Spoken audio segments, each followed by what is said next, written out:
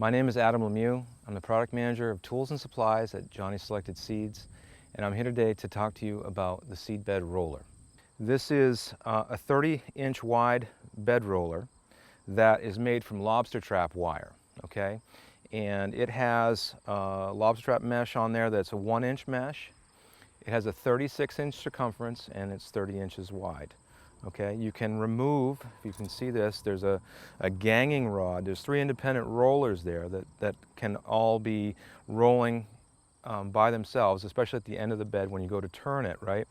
But there's some other things that we can attach to it that we want to gang those rollers together for use with that. And so there's a couple things I'll talk about real quick. The first thing that we developed to be used with this product are the Dibbles. So Dibbles are used to mark holes for transplanting. You can use them through plastic mulch as well. You're going to want some weight on the roller. You're going to want to pull the roller. You don't want to push it, okay, because it's going to want to dive right in.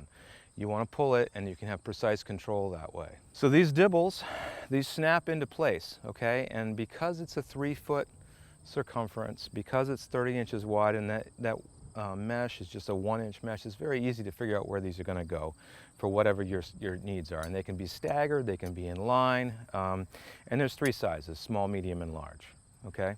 Pretty straightforward there.